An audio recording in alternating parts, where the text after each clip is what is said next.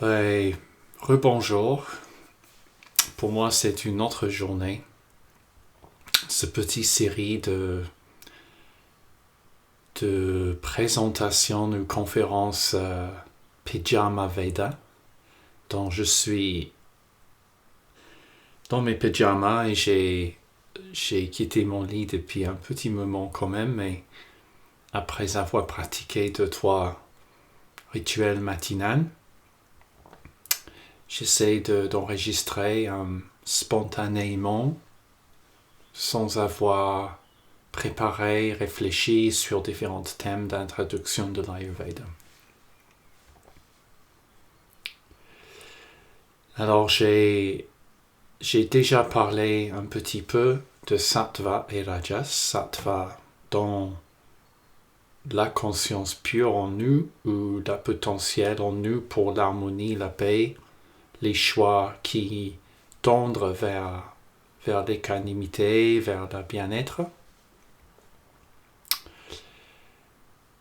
Donc Sattva, c'est un état de conscience qu'on peut voir sur différentes qualités ou différents niveaux d'aboutissement. Une chose qui pour moi est très simple à retenir comme métaphore de Sattva, c'est le fait que je pose des questions. Je pose des questions et ça c'est déjà une ouverture de Sattva concret qui peut être à la fois une frontière entre intérieur et extérieur, parce que je peux poser une question et l'exprimer et avoir la réponse d'autres personnes, ou je peux poser la question en moi-même, en privé. Après, Sattva, c'est plus que poser la question, c'est la conscience qui entend la réponse. Et sans doute, on peut argumenter que le fait que le mental pose une question, c'est quand même une activité du mental. C'est formulé, il y a une phrase, il y a des concepts dans une question, donc on est quand même dans ce qu'on appelle les pensées. Et poser des questions peut donc nous orienter vers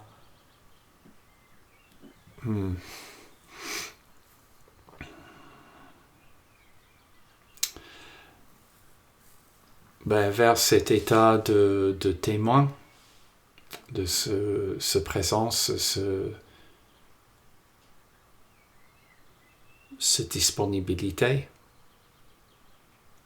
qui témoigne tout, même quand il y a autre chose que les pensées. Donc on appelle ça l'expérience ou la conscience. Donc Sattva, c'est une mot qui peut signaler plusieurs choses, je pense. Donc, encore une fois, Sattva nous tendre vers ce qu'on appelle swasta, ça veut dire établi en soi. Et il y a donc une juste soi, une juste place pour nous tous. On estime que notre espèce est une espèce qui tend vers l'harmonie, vers la coopération, qui a évolué aussi dans cette optique pour lesquelles que la violence elle est présente, mais elle est moins présente que l'harmonie, que la coopération, que la bienveillance. Donc, sans invoquer l'idée d'une évolution ou d'un développement de notre société, notre espèce, pour qu'il tende vers davantage plus de l'harmonie, on peut argumenter qu'il a déjà une préférence pour l'harmonie. Et si on enlève mettons qu'on enlève l'enseignement de transmission de notre espèce et on nous lâche à la nature, qu'on va trouver quand même un groupe de singes intelligents qui se retrouvent et qui va tendre vers l'harmonie plutôt que le chaos ou la destruction.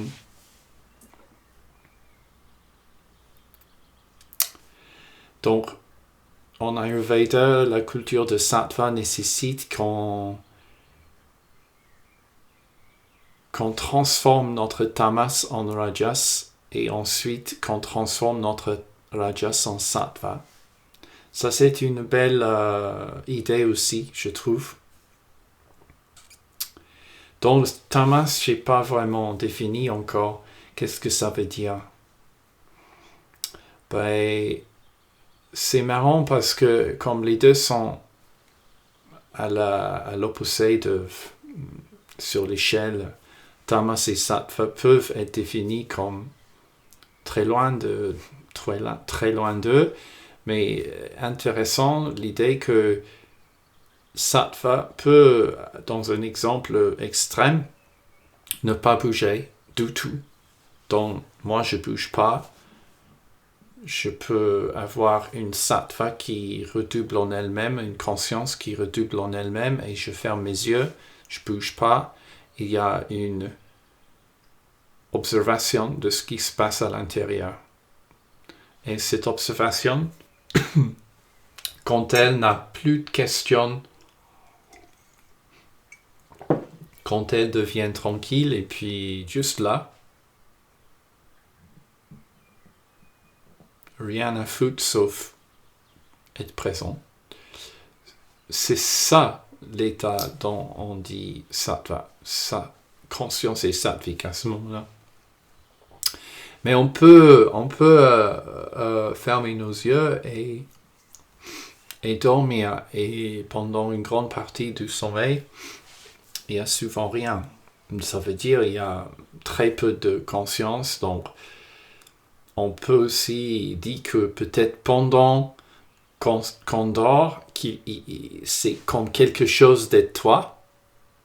Donc, c'est notre façon de dire que vous êtes conscient. C'est comme quelque chose d'être toi. Et tu as une monde de vécu que quand tu te réveilles le matin, tu n'as aucun souvenir. Ça, c'est quand même un argument philosophique que les philosophes, les neuroscientistes aussi, en discutent en ce moment. Un autre exemple du tamas, c'est qui va dire l'inertie, l'inconscient, les nuances. Donc, le tamas, quand on prend une anesthésie globale, générale, dont j'en ai une de ma vie, et ma femme, elle a eu peut-être 2. Si vous bouquinez sur le témoin, sur l'expérience des gens qui sortent de l'anesthésie générale, quand l'anesthésie est bien faite, en fait, on se souvient de rien. Rien, zéro. C'est comme si le temps et l'espace étaient complètement arrêtés pendant le temps de chirurgie. Donc, tu as le décompte. 10, 9, 7, 8. Et là, tu réveilles lentement. Tu ouvres tes yeux. C'est comme si quelqu'un a fait couper toute une partie de ta vie. Donc, il n'y a vraiment aucun souvenir. Quand on explore la majorité des testimonies, le reportage des patientes qui ont pris cette anesthésie globale, on trouve justement ça. Il y a des fois quand l'anesthésie ne marche pas, il y a une trace de conscience. Et c'est là où on s'inquiète un peu parce que est-ce que dans cet état modifié, on sent la douleur? Et si oui, mais on ne peut pas l'exprimer. Ça, je crois qu'on a eu débat par rapport à ça aussi.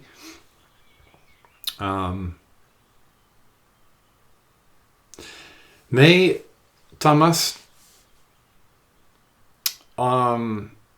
l'extrême tamas, ça veut dire il n'y a aucune expérience du tout. Elle a donc sa place où, à part dans le sommeil profond, à part ou dans le sommeil de général, à part dans le sommeil, à part des anesthésies. C'est quoi l'autre exemple de tamas extrême? Il peut avoir une place pour le sous-conscient, je pense. Donc, le sous-conscient, qu'en Ayurveda et Yoga, elle est définie comme une partie de notre champ de conscience, mais hors vue. Donc, c'est quelque chose, elle est hors vue, elle est en tamas. On a aujourd'hui, là on est en 2021, depuis quelques années dans le milieu psychologique peut-être alternatif, je ne sais pas pour le domaine conventionnel de la psychologie, psychothérapie, mais on parle maintenant dans diverses psychologies l'idée de l'ombre et l'idée d'explorer son ombre. Alors, comme la métaphore propose, l'ombre c'est là où notre corps, en fait, ça occulte. Là, on a la lumière du soleil, on a notre corps qui projette une image au terre où il y a une zone moins bien vue, notre ombre. Donc, il y a aussi l'idée que chez l'homme, il y a aussi une ombre qui se projette, qui se construit, des fois, qui est aussi innée. Donc, heureusement, je ne suis pas conscient de tout ce qui se passe chez moi. Par exemple, les informations d'échange entre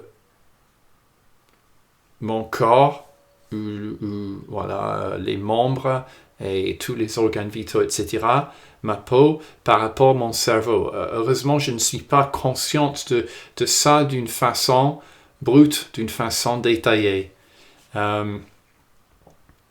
Et on peut imaginer, on sait, selon un certain point de vue, on sait par rapport à la biologie, la physiologie aujourd'hui, qu'il y a des milliards de décisions que notre corps fait toutes les secondes.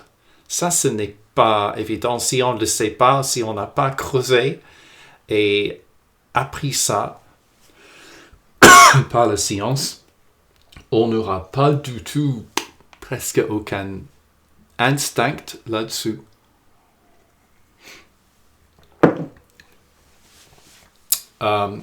J'ai reçu les cours d'Ayurveda en Inde par Dr. Sunil Joshi de Nagpur.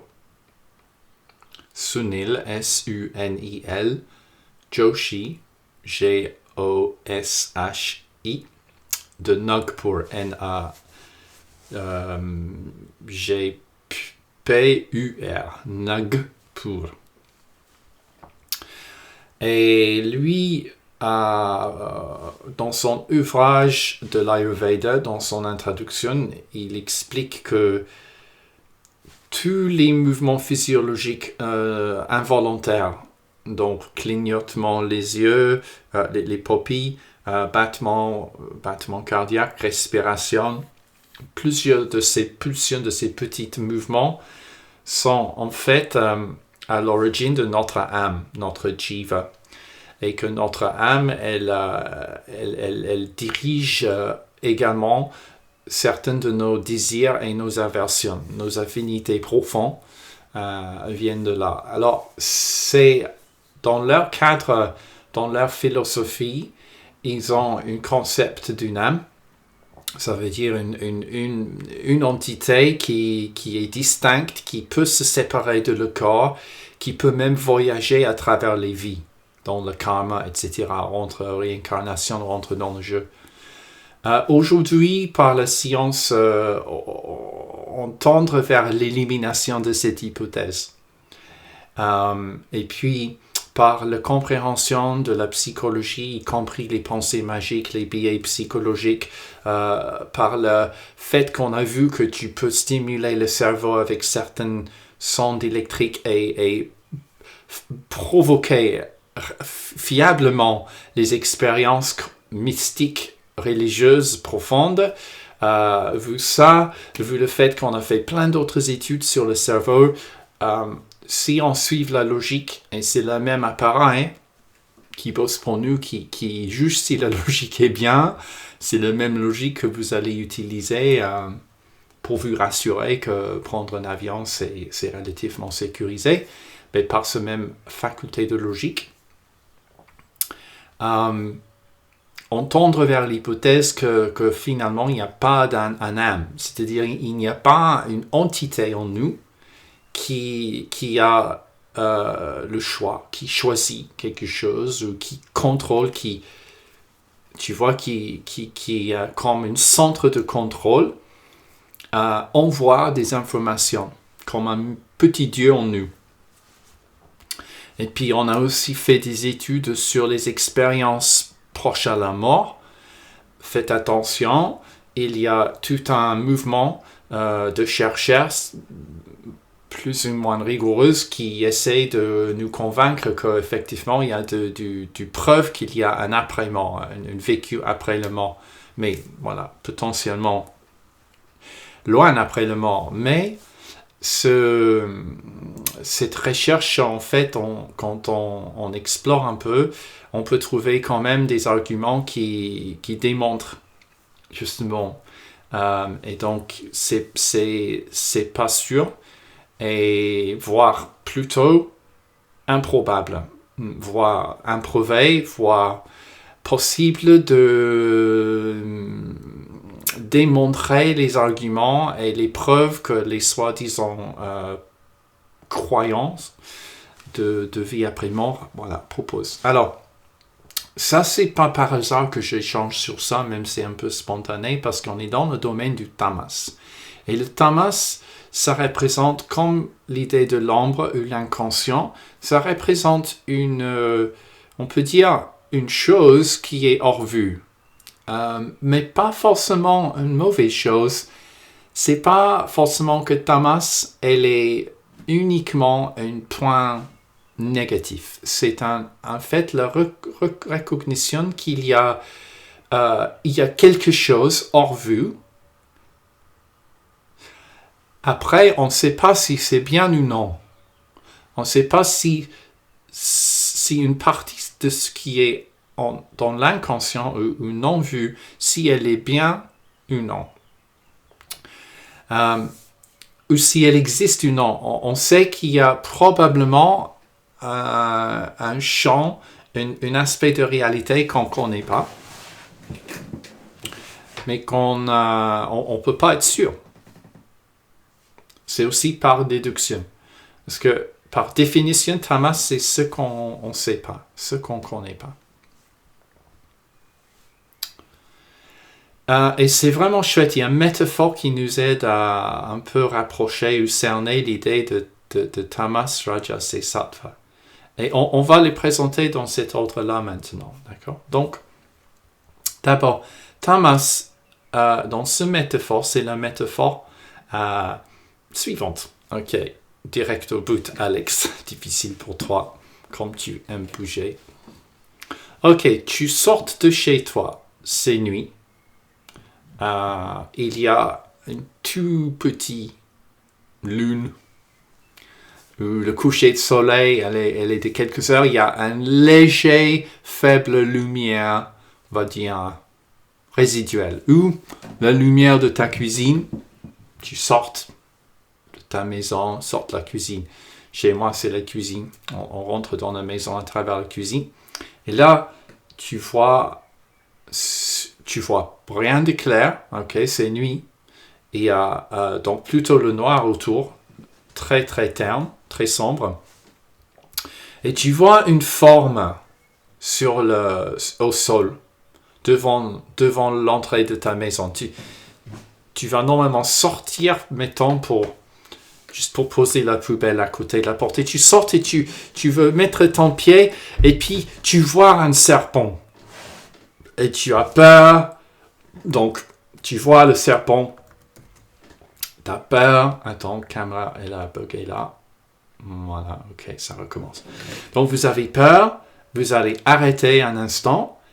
Et là, tu vois le serpent. Ok, tu penses que tu as vu un serpent. En fait, qu'est-ce qui se passe? Ce n'est pas vraiment un serpent. C'était une bout de corde que ton enfant a laissé. Il a rentré après pour le dîner. Il a laissé ça par terre sur la forme d'un serpent. D'accord?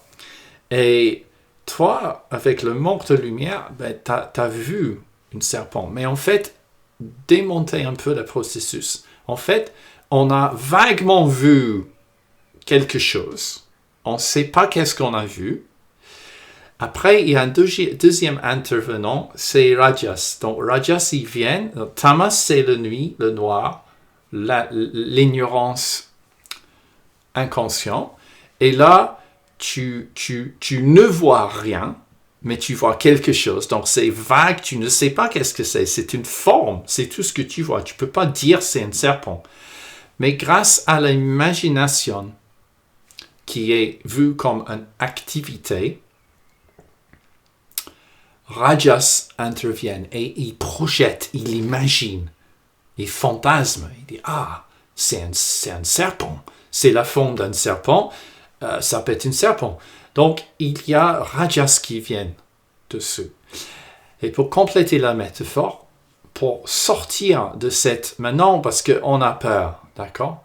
Si tu veux, à la limite, sans l'inconscient, on peut dire qu'on voit vaguement des formes, mais on n'a pas encore projeté sur qu'est-ce que ça peut être. Donc, on n'a pas peur. On a peur, on a une sorte de champ de peur, de caution, de vigilance quand c'est noir, parce qu'on ne voit rien. Donc oui, Tamas est associé avec la peur, fondamentalement.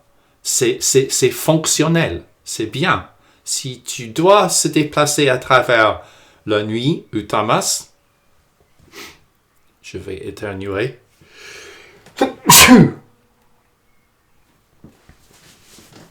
Voilà. Je pense que je vais laisser ça dans l'enregistrement parce que je préfère les choses authentiques.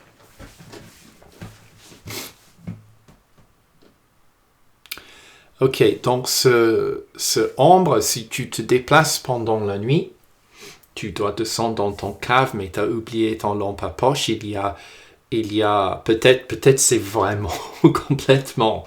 Et nuit, tu bouges avec tes mains, avec le toucher, comme le voleur que tu es si tu es vers ta Prakriti. Ça, c'est une autre vidéo. Tu peux avoir peur.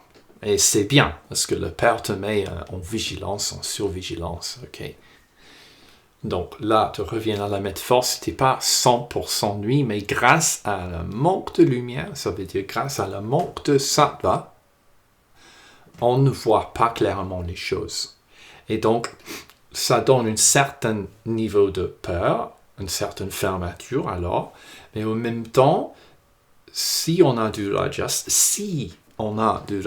donc de l'imagination, de motivation, du passion, du mouvement, du dynamisme, on va rapidement imaginer quoi? Quand tu vois la forme d'un serpent, et comme notre propre tamas, de notre espèce, a évolué un mécanisme d'automatisme instinct, ça veut dire une forme d'instinct qui fait que automatiquement, sans avoir jamais vu un serpent de ma vie, sans avoir jamais appris que le serpent peut être mortel ou fait mal, on a ce mécanisme écrit dans nos ADN, donc qui est profond dans notre subconscient, donc dans Tamas, mais qui mène à un rajas après, qui mène à un mouvement, qui mène à une idée, une réponse, une identification. Ça peut être un serpent.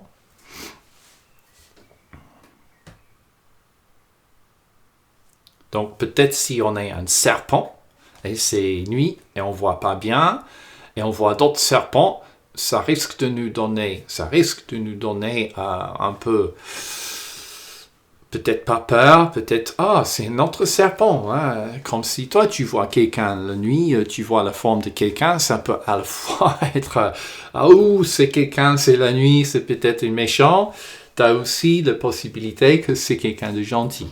Mais si le serpent, il voit un homme, probablement, il flippe.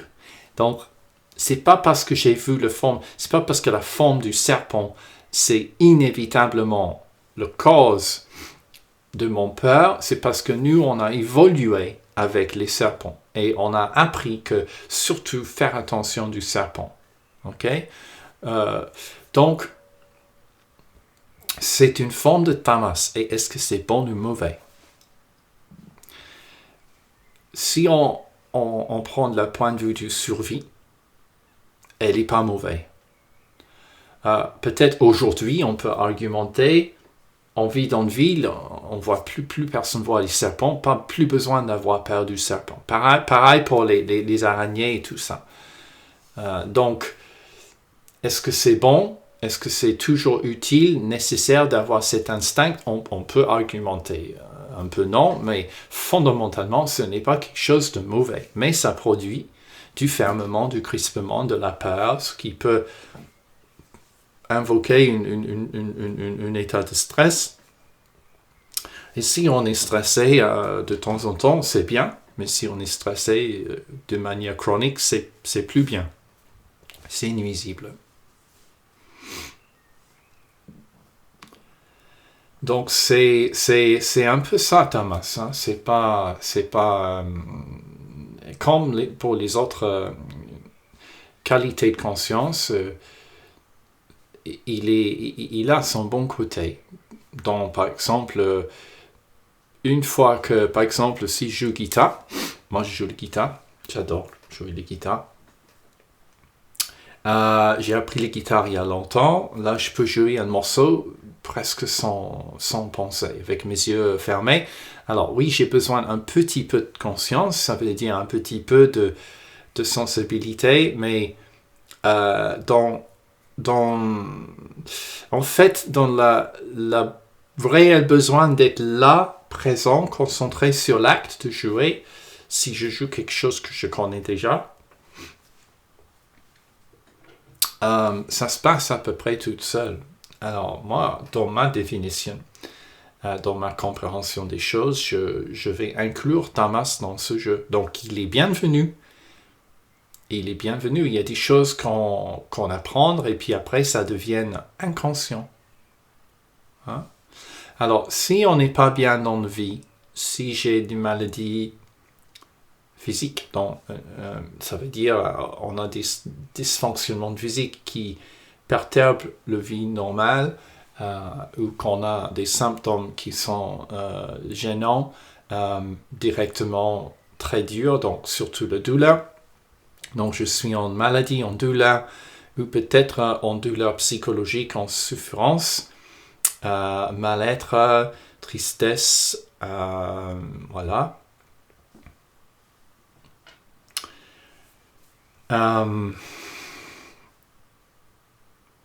Il y a un besoin de mieux comprendre ce qui n'est pas compris, de voir ce qui n'est pas vu. Et donc, si on parle d'une exploration médicale, et puis pour trouver la cause, pour trouver qu'est-ce qu'on peut faire pour améliorer la situation, pour remédier, rééquilibrer la physiologie, pour soulager les symptômes, etc. Ça passe pas par hasard. On va pas juste expérimenter comme une artiste abstrait. Non, on va faire quelque chose organisé. Dans cette organisation dépend, d'une connaissance déjà acquise, mais aussi d'une ouverture de conscience, une exploration. Donc, l'ouverture de la conscience, l'auto-observation, le questionnement, la recherche, tout ça, on peut définir comme une sorte de synergie entre sattva et rajas, conscience et action. Et donc, on transforme notre tamas, toujours mené par la conscience, mais à travers l'action. Donc, on va transformer notre tamas par la prise de conscience et par l'action. Et donc, ça, c'est aussi la but, à la fois quand on est face ou confronté par une maladie, mais donc ça, c'est le but, le domaine de l'Ayurveda. Après, quand on est dans le domaine du yoga, selon l'Inde, en fait, le yogi souhaite établir il souhaite en fait tendre vers une totale éradication de tamas. C'est-à-dire, son but, c'est pas du tout le même but. Le but de l'Ayurveda, c'est mettre la lumière suffisamment pour qu'on ait de la santé, en gros.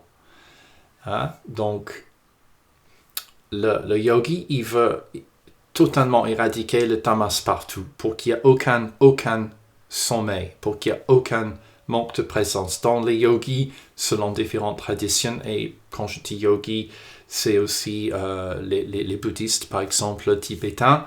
Donc, il y a des praticiens dans ces différentes cultures, traditions, qui pour but ont être conscient pendant que je dors. Être conscient pendant que je dors, donc être pleinement conscient quand je dors, pendant que je dors, avec mes rêves, sans mes rêves.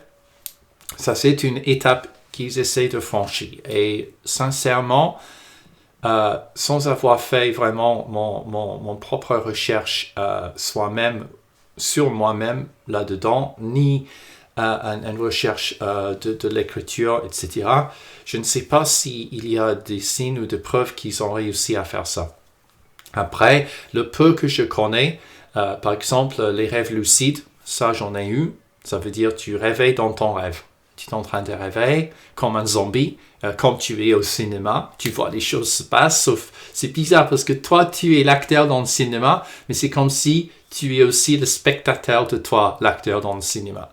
Mais dans un rêve normal, il n'y a aucune agence, c'est-à-dire aucune idée aucune sensation de libre arbitre.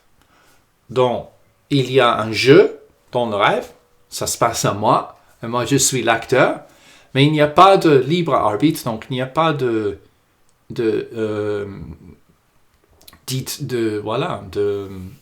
choix. Tu contrôles rien. C'est super dingue. D'ailleurs, ça peut arriver aussi si vous avez pris des substances comme des psychédéliques ou peut-être dans certains états provoqués par les maladies. Moi, j'ai eu 2 fois une très forte fièvre, donc ça zappait le fonctionnement de agence chez moi et presque. Et j'étais dans un état plutôt pas bien.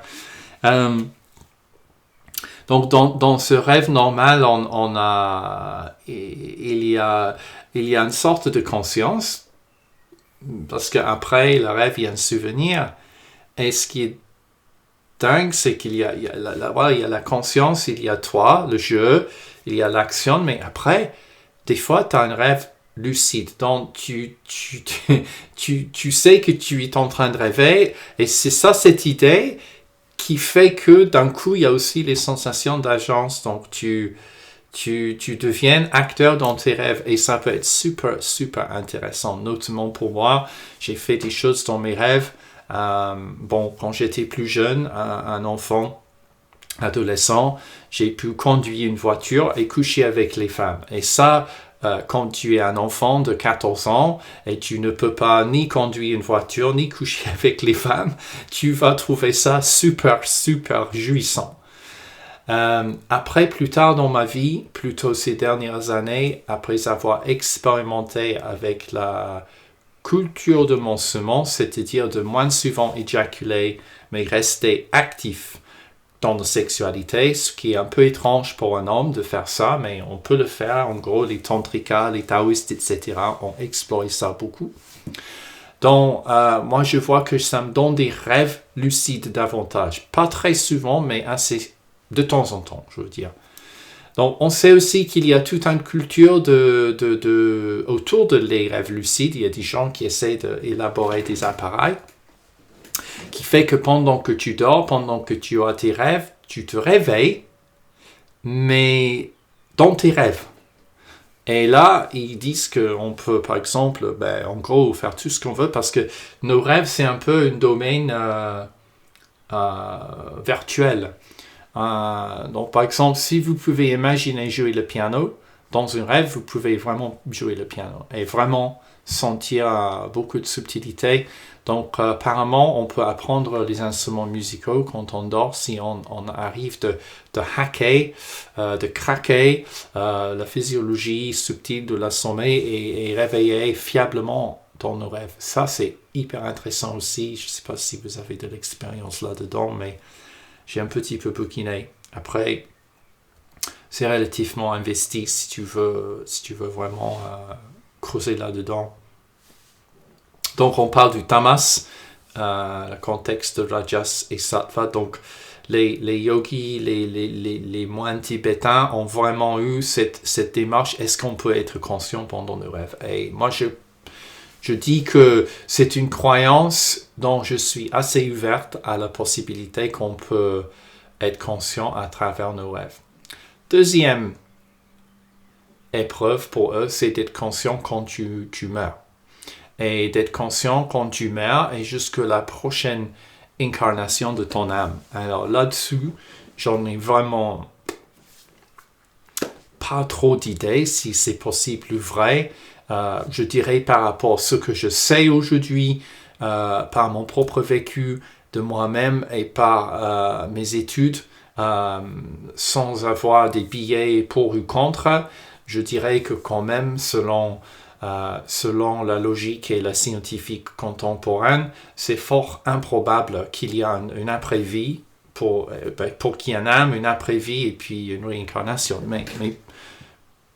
Mais c'est du tamas pour moi. Et c'est là où moi je trouve que le tamas c'est hyper intéressant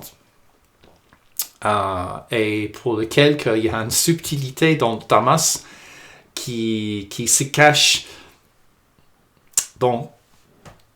Imagine que vous étiez vous-même inconscient de quelque chose et plus tard vous avez devenu consciente de ça. Donc le métaphore du corde par terre, c'était nuit, vous avez ouvert la porte de la cuisine, tu vois pas un serpent, tu vois juste une forme comme un serpent. Ça fait peur. Là, tu imagines que c'est un serpent et donc là, tu fabriques vraiment un serpent. Donc, tu vois un serpent. Et maintenant, vite, tu sors ton téléphone portable, tu mets la lampe et tu dis « Ah, c'est juste une corde. »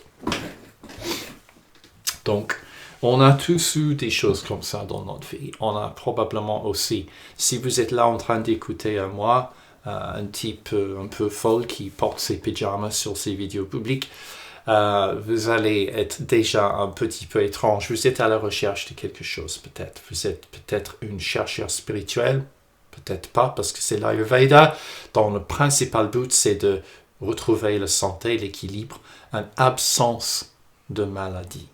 En Ayurveda, on dit que le yogi, voilà, c'est celui qui cherche de éclairer à 100%, un maximum, d'aller plus loin dans l'ombre, de illuminer plusieurs illusions ou plusieurs apparences, de voir ce qui est derrière.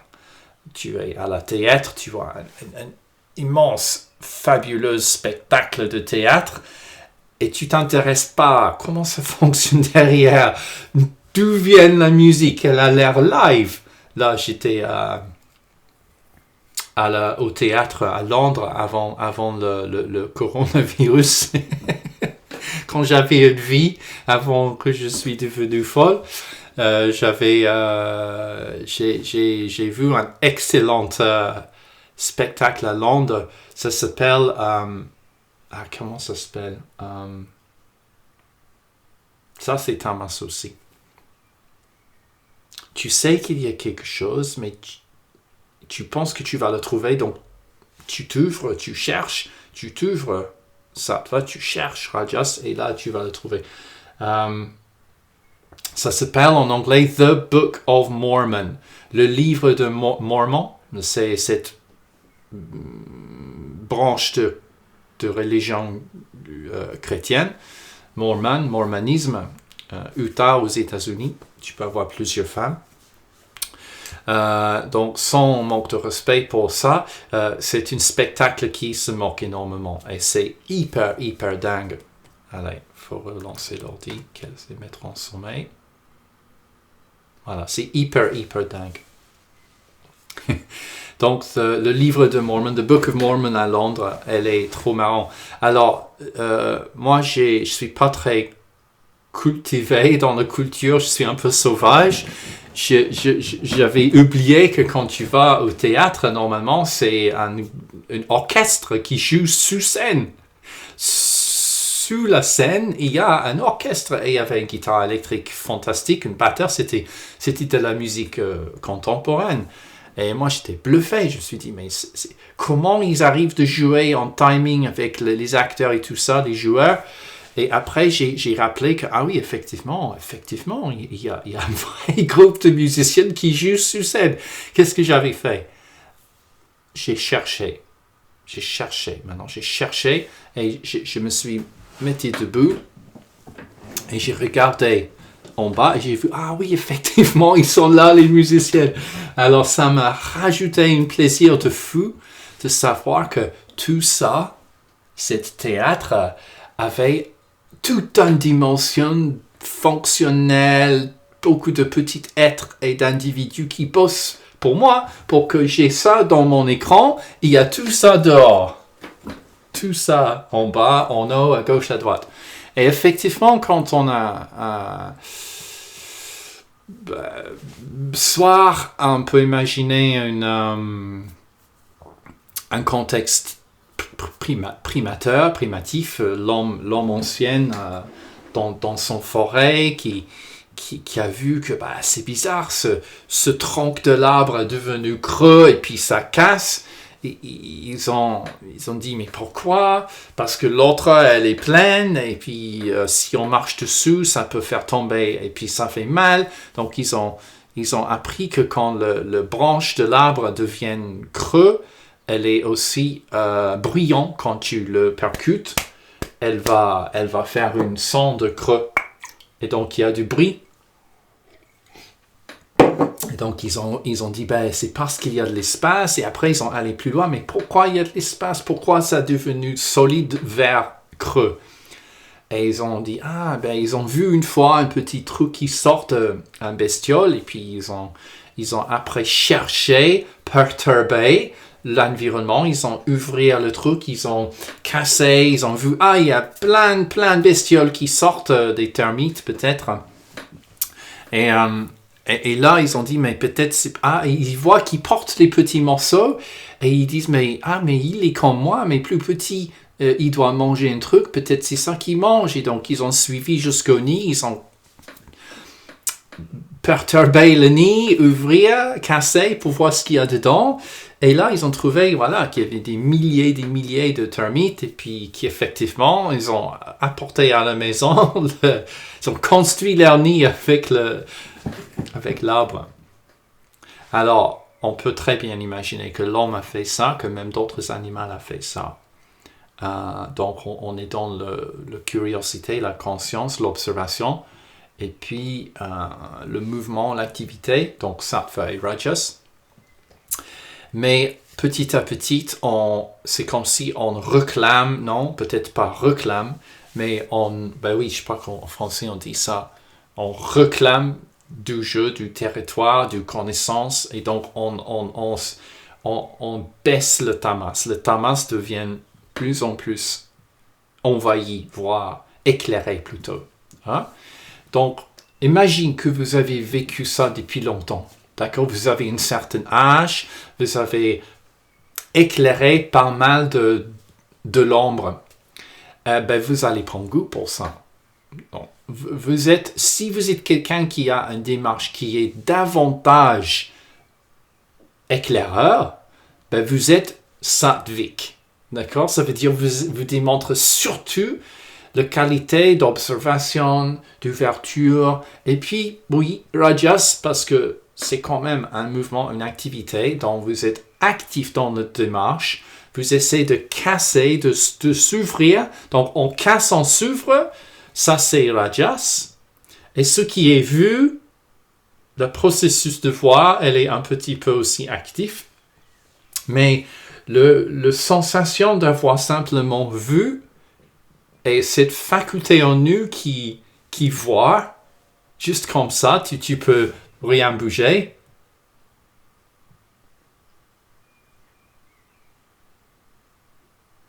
Et voir. Donc, tu fais rien, alors, subtilement, oui, tu fais quelque chose. Ton cerveau projette à l'extérieur, il voit ce qu'il voit, et il y a une onde d'information rentrant, ou de stimulation neuronale rentrant qui arrive, et il y a une vague de projection neuronale interne qui sort. En fait, quand tu vois quelque chose, tu as l'impression de juste voir quelque chose qui rentre chez toi. En fait, en réalité, c'est la rencontre de deux vagues. Et une hypothèse contemporaine de les neuroscientistes, c'est que quand ces deux vagues se rencontrent, dont une, c'est les vraies données qui arrivent, et l'autre, c'est notre anticipation des prochaines données. Donc, on a juste avant les données qui arrivent, on a des données, une projection, une anticipation, une prédiction, qu'est-ce qui va arriver ensuite, juste ensuite. Donc, il y a toujours une sorte de données qui sortent, et ça, c'est votre imagination. Si tu veux, c'est la projection que ton cerveau fait. Et en fait, les neuroscientistes croient que quand les deux se rencontrent, ça fait ce qu'on appelle la conscience, ce qu'on appelle j'ai vu, j'ai perçu, la perception. Donc la perception, ce n'est pas du tout juste qu'il y a une sorte de page blanche, vierge, qui reçoit tout ce qui arrive et qui doivent juste faire une sorte de capture écran, capture vie, comme un appareil, une caméra par exemple. Ça ne marche pas comme ça.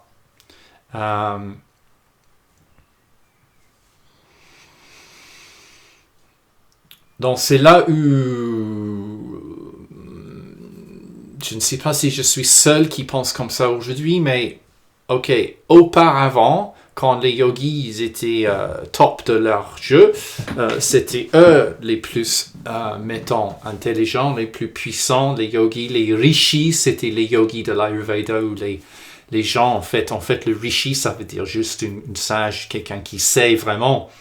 Donc, les rishis de l'Ayurveda, les rishis du yoga, ont fait le maximum possible d'éclairage de l'ombre, mais ils avaient quand même de l'ombre à éclairer. Alors aujourd'hui, on a des microscopes qui fonctionnent pas simplement avec un petit bout de verre un peu tordu qui fait que tout devient plus gros.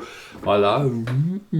Ils ont des microscopes qui fonctionnent autrement, ce qui fait qu'on peut voir ce qui est invisible. On a des instruments qui nous permettraient de voir la lumière qu'il est invisible, de voir le infrarouge, le ultraviolet. On a des microscopes qui nous permettraient de voir les rayons cosmiques. On a des capteurs maintenant qui peuvent écouter, toucher, voir, sentir ce qui auparavant était en dehors de notre potentiel. Donc, si tu as une disponibilité pour les pensées magiques, tu seras réceptif à l'idée que certains hommes peuvent avoir ou peuvent cultiver une capacité de sentir tout ce qui est normalement impossible de sentir ou voir. Si vous avez moins de disponibilité des pensées magiques et vous avez une éducation scientifique pragmatique et vous avez fait le tour des recherches, vous allez probablement pencher vers l'autre hypothèse, c'est-à-dire que l'homme a une limite de ce qu'il peut savoir, sentir, sauf si on rajoute du matériel. Et en rajoutant le matériel, notamment les appareils scientifiques du laboratoire, etc., dans la physique, dans la chimie, nous permettraient de voir, de sentir, d'entendre ce qui auparavant était invisible. Ça veut dire tamas. Mais si vous avez pris goût pour ça et vous êtes une chercheur, alors si vous êtes une chercheur ancienne, peut-être vous savez pas encore la notion qu'il y a un fin de cette recherche. Peut-être cette recherche peut aller jusqu'au, et donc vous avez imaginé qu'il y a un imprévu, vous avez imaginé qu'il y a une truc à voir pendant que tu dors, sauf quand tu es conscient de tes rêves. Donc, et si vous avez bossé un peu et éclairé les trucs auparavant non éclairés, vous êtes convaincu que vous avez pu être conscient pendant tous vos rêves ou pendant que tu dors, mais c'est tout à fait normal, je trouve, que tu tendres ça vers la frontière de ce qui est connu pour vous. Donc vous allez aller plus loin. Et si vous êtes une extrême chercheur, dont il y a davantage une certaine forme de sattva, capacité pour l'observation, motivation, endurance. Si vous êtes une sattva, une sattvika ou une sattvik, vous avez une forte capacité pour juste être là, concentré dans l'observation. Et vous pouvez conditionner votre corps, tu peux te conditionner, tu peux t'accoutumer d'une coupure de tout ce qui est mondial, sensoriel, externe. Tu peux être fermé dans ton espace, tu peux fermer tous tes yeux, tout fermer, moins de manger, rentrer dans un état vraiment de très très concentré et sorte de fonction minimale, et là vous pouvez observer ce qu'il y a. Est-ce que c'est ça l'obsession d'un yogi? Il fait ça naturellement. Il tend vers ça et au bout d'un certain âge, c'est là où il est. Et ils vont pas arrêter jusqu'à qu'ils arrivent à la fin de leur quête. Alors, peut-être il y a un fin de cette quête et peut-être ça donne une truc qui kiffe, qui fait que tu es libre. Moi, je crois que oui. Pourquoi pas? Mais ce n'est pas forcément pour tout le monde non plus. Et si vous ne sont pas de naissance très sattvique et tu souhaites faire cette sorte d'enquête, comment arriver? Il faut que vous transformez votre nature, il faut que tu deviennes quelque chose que tu n'es pas, peut-être. L'enseignement, d'après ma compréhension de l'Ayurveda de yoga, propose que tout le monde peut avoir accès à... Tout le monde peut être établi en soi et tout le monde peut être donc plus ou moins à l'aise et en phase avec eux. Et si tu cherches un peu en Inde, il y a une variante ou un type ou une école de yoga plus ou moins pour chaque goût, pour chaque sens, pour chaque personne, pour chaque type de personne. Ok, donc je suis quand même allé un peu plus loin que pour moi, j'ai plus de cohérence en moi par rapport à ce que je veux dire. Je sais qu'on parle de tamas dans le sens large.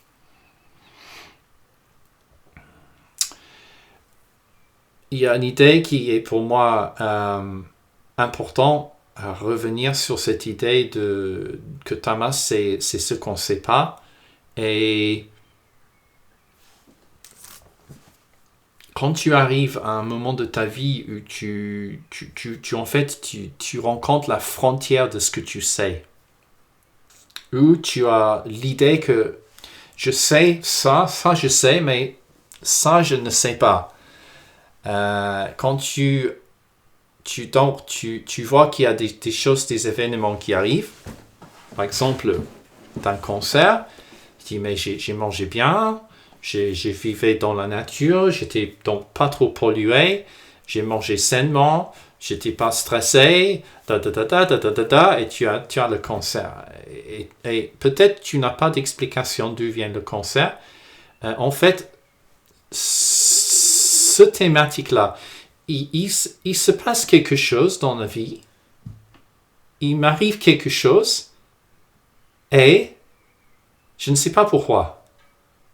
Alors, si vous êtes quelqu'un un peu sattvique, vous posez des questions. Vous allez pas juste accepter une explication juste comme ça, trop simpliste. Si vous êtes un peu expérimenté, donc vous êtes une adulte, peut-être de mon âge, donc milieu de ta vie, peut-être 40 quelques, quelqu'un dit, il te donne une réponse, tu as un discernement qui a un peu cultivé, abouti, il dit je suis pas sûr.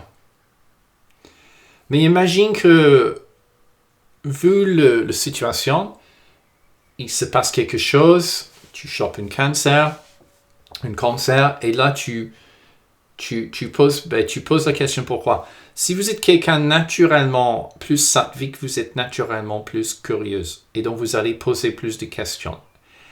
Et ça veut dire que vous allez porter la lampe, Rajas porte la lampe, il met quelque part. Et là après, Sattva, la conscience, observe ce qu'il observe. Un bémol, les yogis disent que si tu veux vraiment observer ce qui est au fond, de ce qui est au fond, de ce qui est au fond, ce qui est en arrière-plan, il faut apprendre à faire ça. C'est pas juste, tu peux pas juste faire comme ça. Il faut que tu arrêtes, que tu conditionnes ton corps, que tu as moins de bruit qui vient de l'extérieur, moins de bruit qui vient de ton corps. Et comme ça, tu cultives vraiment une sorte de clarté, de lumière, pour lequel qui peut percer les plus durs obstacles. En Ayurveda, ce n'est pas ça notre projet. Mais pour apprécier un peu les difficultés qu'on peut avoir dans notre vie, il faut savoir que cette faculté de discernement, celui qui comprend quelque chose, qui voit, qui comprend, y voir, conscience, y comprendre, calcul, digir, buddhi. Après, ça mène vers les choix et tu espères que tes choix vont t'apporter du bien-être, du soulagement, etc. Donc, on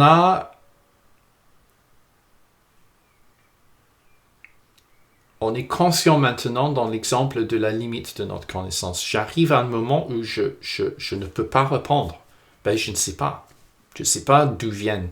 Peut-être il y a un autre mécanisme hors vue, le hasard, ou voilà, le karma. Le karma. J'étais dans une vie auparavant, j'étais méchant, j'étais con, j'étais cruel, et donc aujourd'hui je mérite ce qui m'arrive. Ça c'est une hypothèse. Il y a beaucoup d'hypothèses. Et ce que je trouve intriguant, c'est quand le mental, dans ton discernement, il arrive à un moment, ils disent mais peut-être on ne peut pas savoir. Peut-être on ne peut pas savoir pourquoi. Peut-être on ne peut pas comprendre qu'est-ce que c'est. Peut-être je ne peux pas savoir. Peut-être je ne peux pas savoir. Peut-être on ne peut pas savoir. Peut-être on ne peut jamais savoir. Là, c'était toujours, pour moi, ça me semble une idée assez base, assez simple. Et donc, si je l'ai, probablement, vous en avez eu, probablement, les anciennes en ont eu. Et je trouve ça super chouette, cette frontière entre voilà, je crois que je peux savoir, donc je cherche, et je crois qu'on est arrivé à notre limite. Donc, je pense que chacun a peut-être une tendance innée. Les anciennes en Ayurveda, ils disent qu'on est né avec une tendance, c'est-à-dire une disposition psychologique, pour lesquelles que ces trois grandes qualités de la conscience, ces trois grandes qualités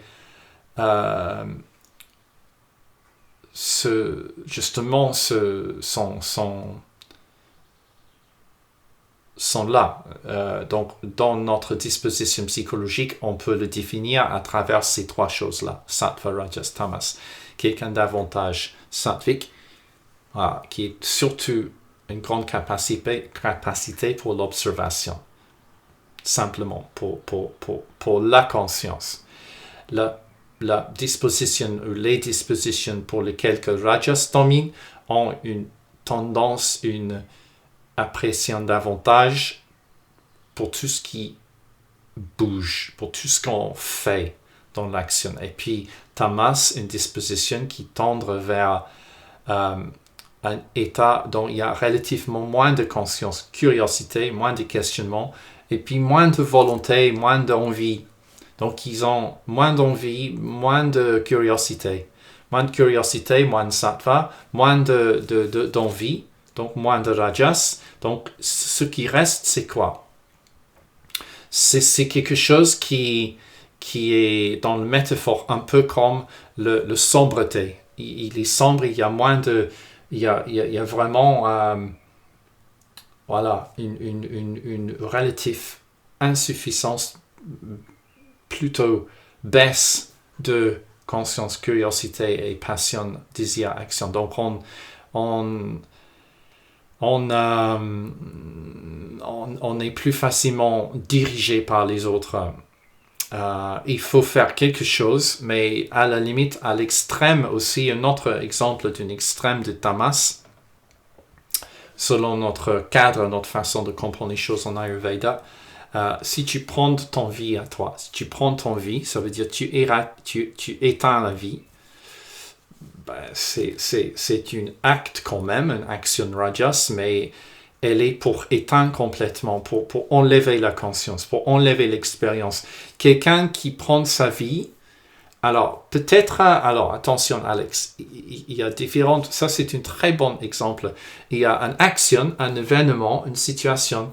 Ne fais pas l'erreur d'imaginer qu'il peut avoir un seul chemin vers cette chose, vers cette situation. Donc s'il y a un feu dans la maison, et tu dis, ah mais c'est parce que, c'est sûr, c'est le cheminée qui a pris feu.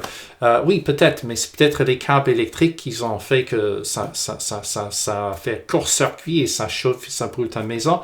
C'est peut-être que tu as mis le pain gris, elle n'était pas nettoyée au fond, donc les miettes ont pris feu. Attention, quand on saute rapidement vers ce qui est évident, ça, c'est un signe qu'on est dans le rajas. Ça veut dire on n'a pas vu complètement. Et donc, on a plusieurs possibilités. Et là, ça sort rapidement. Donc, si tu as un mental qui est très, très vif, très rapide, et tu sors rapidement vers un jugement, vers une conclusion, ça, c'est un signe que vous avez du rajas. Et ça nous plante. Parce que souvent, on a tort. On croit qu'on comprend pourquoi mon chéri, elle est pas bien. Je crois que c'est parce que elle n'a pas bien dormi. Mais non, c'est parce que j'ai oublié de sortir les poubelles pour la 3e fois. Donc, attention. Ça peut être de l'autre sens. Voilà, c'est pas que je dois sortir les poubelles parce que je suis un homme et que ma femme doit me demander de sortir les poubelles parce que c'est ma femme. On a des exemples qui arrivent par le tamas, par le conditionnement, par la facilité. Tamas, c'est facile. Il n'y a pas d'effort. Pourquoi tu fais ça? Je ne sais pas. J'ai toujours fait. C'est comme ça qu'on fait. J'ai jamais posé la question. Ah oui, t'as raison. Ah oui, c'est fou, hein? Je ne me suis jamais posé la question. Pourquoi je fais toujours comme ça? Hein? Donc ne pense pas que tamas ne fait rien.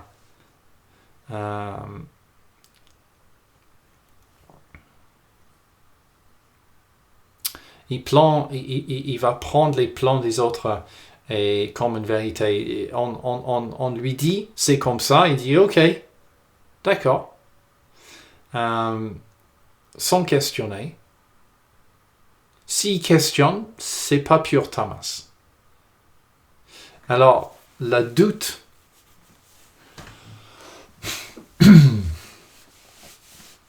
c'est ce qui est aussi chouette dans cette frontière entre ce que je sais et ce que je ne sais pas. Dans la métaphore de la lumière peut avoir sa place concrètement, c'est-à-dire, si tu veux que ton enfant apprenne, il faut qu'il peut lire. S'il doit lire, il faut qu'il y ait de la lumière. Point barre, c'est simple. En Afrique, on a encore des gens en pauvreté et ils ne peuvent pas tous aller à l'école, mais parmi ceux qui peuvent aller à l'école, si le gamin doit travailler avec sa famille la journée quand il y a du jour pour travailler la terre, etc., ben, quand est-ce qu'il va apprendre ses leçons, ses devoirs? Ben, il fait ça pendant la nuit. Donc, il paye cher parce qu'il dort moins, et ça pas bien pour sa santé, mais ce qu'il gagne, c'est la connaissance. Parce qu'il a de la lumière, il peut apprendre. S'il n'y a pas de lumière, tu ne peux pas voir. S'il n'y a pas donc les conditions pour que les 5 sens apportent quelque chose, il faut qu'il y ait de l'espace, il faut qu'il y ait du temps, il faut qu'il y ait de la lumière, il faut qu'il y ait de la conscience. Donc, ce conscience, tous ces mots-là, tout ce contexte, c'est le contexte sattvique. Mais pour apprendre, surtout tout ce qui concerne le monde grossier, le monde, mon corps, les autres, les lois, les règles, comment ça fonctionne celui-là, comment je parle, comment j'utilise les mots, tout ça, c'est Rajas. Apprendre, c'est grâce à Sattva et Rajas ensemble. Voilà. Tamas, c'est donc celui qui a le moins d'intérêt, le moins de curiosité, le moindre de... Donc, aussi le moindre de libre arbitre. Alors, grâce à cette configuration, s'il n'a pas eu la chance d'être parmi les gens conscients et passionnés ou conscients et dynamiques, il peut être oublié. Et ça, c'est très dommage. Et donc, il peut être oublié et ça lui tendre vers... Parce qu'il n'a pas assez de sattva, donc curiosité, passion, il tendre vers l'inaction, il tend vers l'inertie. Et s'il n'a pas un environnement propice à lui montrer, le soutenir, l'encourager, il va se tendre vers enfin la misère parce qu'il aboutit pas, il rentre pas dans la société, donc il n'a pas les moyens. C'est une longue histoire, mais en gros, c'est grâce à Tamas qu'on tendre vers, au lieu de l'harmonie et la paix et l'acceptance, on tendre vers la disharmonie, le manque de paix et la non-acceptance. Et donc, on peut, pendant qu'on est en train de plonger vers le tamas, on devient de plus en plus à le rejet. On rejette. Alors, ça c'est quand même du rajas qui rejette. Parce que si tu as du désir pour quelque chose, si tu as le non-désir ou le rejection, tu es quand même en train de montrer du passion, du émotion, donc tu tends le rajas. Mais tu tends vers tamas, donc ce désir devient de plus en plus exclusif. Je ne veux pas, je ne veux pas, je ne veux pas, je ne veux pas, je comprends pas, je comprends pas. À chaque fois que j'essaie, c'est foutu, ça fout de ma gueule, c'est un bordel, tout le monde est contre moi. Et là, tu tends et tu tends et tu tends vers une sorte de l'ombre. Donc, il y a des variantes parce qu'en plus de notre nature de conscience, il y a aussi un autre aspect de notre nature qu'on va explorer aussi bientôt. Mais Tamas peut nous tendre vers enfin le désir de quitter ça, tout ça, de ne plus avoir tout ça, parce que tout ça n'apporte pas du bien. C'est du douleur, c'est du rejet. Voilà, donc l'échec, le non-réussi, le rejet. Et donc, effectivement, si on te trouve juste avant un état de total, de l'abandon total, dont tu es prête de... Tu t'en fiches, tu veux plus. Moi, j'imagine, parce que j'ai jamais eu même un peu de ça de ma vie. Mais tu tends vers voilà, les idées aussi de quitter tout ça, donc de suicide. Donc, je ne prétends pas de comprendre ça, d'accord, de mon premier point de vue, mais aussi d'un point de vue, j'ai jamais étudié, donc comme pour tout, il doit y avoir beaucoup de nuances et de cas. Mais là, juste comme ça, tamas qui s'accumule, qui s'accumule, ça peut quand même être une idée de rajas, mais pourquoi pas juste quitter. On enlève le problème. Alors, je pense qu'on peut quitter avec l'idée que c'est fini, total, plus rien après. Ou on peut avoir, peut-être on a entendu une idée que peut-être je quitte cette fois-ci, je serai réincarné et je vais redémarrer une autre fois, tant mieux, peut-être, voilà, meilleur contexte, meilleures circonstances. Je pense que les deux peuvent nous amener vers le saut de terminer notre vie à cause d'une tamas qui spirale. Mais la vie, elle est très forte. Le corps ne veut pas facilement s'arrêter, l'esprit non plus, donc on a généralement une forte peur de ne pas exister. Ça, c'est tamas, cette peur de ne pas exister, parce que c'est une peur légitime de ce qu'on ne connaît pas, de ce qu'on ne sait pas. Et donc, à cause du tamas, à cause du fait que je ne sais pas, je risque